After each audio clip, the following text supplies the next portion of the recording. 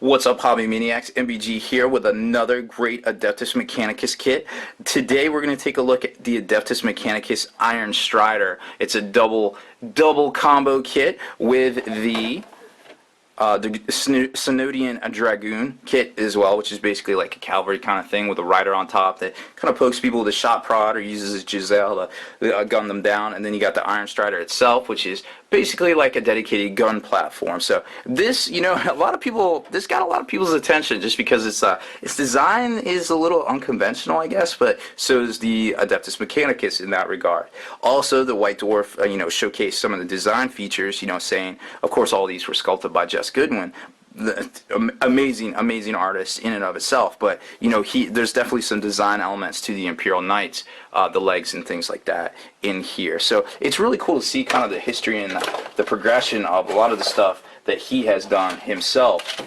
Holding on to sketches and things and bringing them to the fore, 20-some plus years later. So this is the kit. It's a 2 sprue kit, boom.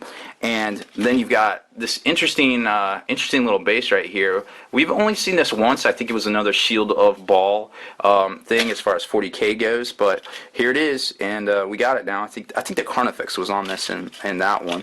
And then we got this cute little decal sheet that doesn't look like a lot, but it does have some really cool features on it that I'm sure we're going to see out there as well. So let's kind of take a look at the instruction manual here. Now, what I like about this kit is it's not like the Knight where you're kind of locked in and just having one set of legs, kind of one pose of legs, which is really annoying when you see 3 Knights on the table and they're all kind of posed the same way. So I think Jess kind of learns from that with this design, because you can kind of juxtapose the legs. Like this is the left leg here, well, it's the right leg here, and it's got all these pieces here that actually glue on to stabilize it, and then you can do it vice versa with the other hip. So that's kind of cool that you can kind of juxtapose it there and give it a different look.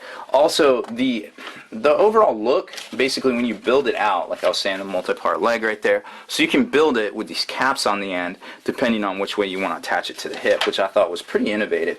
Then you've got this little kind of top thing that attaches to the legs, and I don't know about you, but when I see this and I picture the legs not being on it, I kind of think of that little speeder that Darth Maul used in, I guess, the first Star Wars movie, which was actually the 4th. Long story short, spoiler alert, by the way. So, like that little speeder that he kind of jumped down off his ship on a Tatooine to go try to find Qui-Gon and all them. It kind of looks like that. Like, I'm almost wondering if he converted something up, like a little kind of speeder thing without the legs, and just kind of attached it to the top there, just make like these little hovering kind of things. I thought it would be neat. I don't know whether it, how good it would work in game, but I definitely thought it'd be cool. So there is that. And then you get to the actual rider itself. You got that, again, turn of the century kind of look. You got this Hussar helmet here that attaches on to, and there's a whole bunch of helmets in here. I mean, there's only one rider option, but you got like 5 different helmets, which is really cool. It's nice to see those options more and more with the Games Workshop kits. So you've got the Taser Lance or the Giselle, the Radium Giselle, that you can equip the Dragoon with, and then when you switch to, and pretty much everything else is stock, but then when you switch to the Ironstrider, you can either take the the autocannon or the las cannon. So you kind of locked into some options there. Now, I mean, school's still out on whether this thing is effective or how effective it is in game. In my opinion, I haven't exactly decided myself. I'm hopeful that there's some mechanic that we haven't seen yet that will definitely make it very easy to see how exact, good it is in game terms. Coolness factor, it's obviously awesome. I mean, this thing it's like a little mini Night Titan kind of ridden by a dude that's got another dude kind of controlling the front, kind of hardwired in there, which I'll show you the bit here in a second. So here is the actual first sprue, I guess, if you want to say.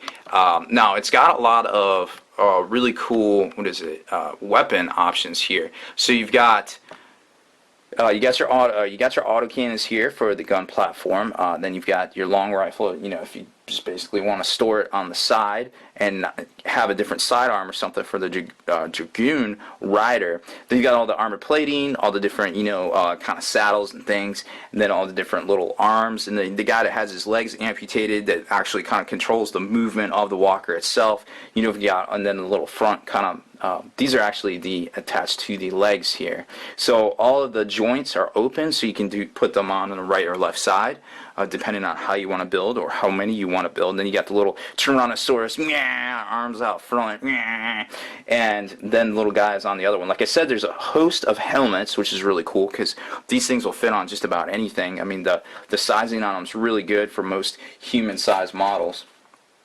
Then we'll pull on this one right here.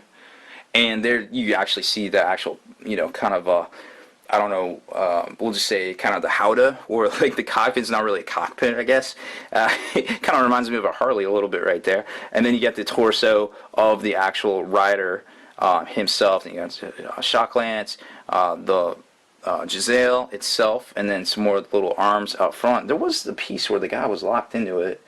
Here's the last cannon bits for the Ironstrider, the two different legs that attach together for the rider itself, kind of the typical fantasy configuration where, the two riders' legs kind of attach over top. It gives it a little bit better fit and, to the actual, cavalry rider itself. Then you got the armor plate out there in front, and I misplaced, I guess I didn't notice it on the other one. Here's the little kind of handle throttle things, the front sensor array as well, and then here's the little stubby arms of the I guess the enslaved little controller guy there. Where is that piece? Oh my goodness, I lost it. I'm about to lose my mind. Where is he? I remember he was like locked into another. Oh my goodness, where is he at? Can't see that far away. These details are so good. It's like you definitely can tell that they do this stuff on a computer, because man, could not get this small a detail. Oh, he's in there. Gosh, okay, that's where he was. Alright, so right here is the actual, right underneath the seat is where the little dude is. So right there, that's him looking forward. There's his, where you attach his little arm. There's where you attach his little amputated legs that control, I kind of imagine like this thing on the tabletop, like the little, you kind of see all this like movement in the front of the, kind of like an insect, where like the dude's little arms are like controlling the little Tyrannosaurus arms of the walker, and then you see his legs just kind of like a baby kind of set in a sling, just trying to run, but he can't run anywhere because he's, you're supported by this like harness kind of thing. It is just like you see all this motion, like all this stuff happening, and you're like, well, what is all that? It's like a little insect, like, doing all this stuff. And man, I just tell you, I just really enjoy this hobby, and why they show all this, all these designs and things, because it's just really neat. And then you got the rider on top, just like, hey, whatever, it's just another day, I'm just walking around the dunes. What's up? Yo, what's up?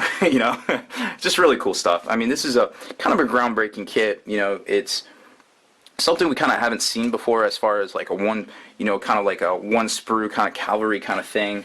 A lot of the Adeptus Mechanicus stuff seems to be like this hybrid between stuff we know and stuff we don't know. It's kind of like, not to be confused, the Sicaran tank, which is kind of a hybrid between the Predator and the Land Raider, not to be confused, of course, with the Sicarians, which are the new unit from the Adeptus Mechanicus as well. They're kind of like the elite unit, which is really, really good in my opinion. They are kind of like a hybrid between a normal Space Marine model and like a Terminator model, I feel like. So you kind of see a lot of this stuff that's kind of a hybrid, kind of something new to us, something we haven't seen before, something we have to think more about. So not only is it different looking, but functionally on the tabletop, it is different as well. And that's, again, really exciting stuff. So you've got two different models that can be made with the Ironstrider kit, the Ironstrider, of course, and the Dragoon model itself, which,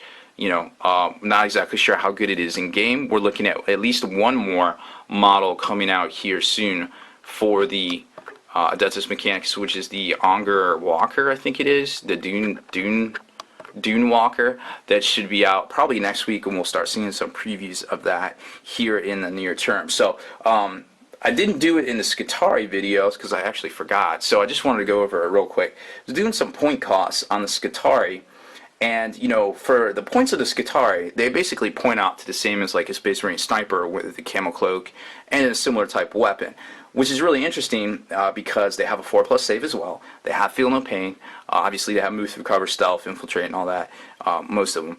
So if you compare it, but they're toughness 3. But remember, the Scouts have a lower weapon skill as well. So they kind of flip-flop that in that regard, so you kind of have that. But then when you compare it to like some of the other toughness 3 models, like in the guard book, like the veterans or the scions, then you start seeing that they actually cost more than the Skitarii, and they have a 5-up. They are toughness 3. They might be able to get Feel No Pain, you know, basically in the command squad, but not quite the same in my opinion. Now, it is only a 6-up Feel No Pain. It's not the traditional Feel No Pain.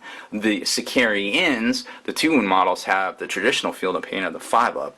So it's just kind of like I said, there's more comparisons to kind of stuff working the same but not quite working the same as what we're used to as far as, you know, conventionally in game. So obviously, if you step up to the table with these or you're playing against these, you know, talk it out, because there's going to be a lot of mistakes made at first, I feel like, with such radically different models, not only from their looks, but also their playstyle. So that being said, I'm definitely looking forward to doing a lot of tactics videos as well as the first look video of the Codex, because I feel like these guys are really poised to shake things up as far as, you know, the game and the competitive play meta as well. Definitely depending on who they can ally with. Because as much as I would really like them to ally with Chaos to do some crazy Dark Mechanicus, that could definitely be something that they do as a supplement expansion down the road, and then just add in like an extra sprue, you know, like kind of like they do with the Chaos Space Marines. You get the spiky bit sprue. But might not see that, but we might see it, and that would be cool. But definitely gives us hopes for the future for more expansions and things like that. Because I mean, 10 years is too long to wait for some new stuff in my opinion here. So that's about it. That's about all I got to say for this one, guys. It's an exciting time, and I can't wait to cover more stuff next week. So definitely tune back in there.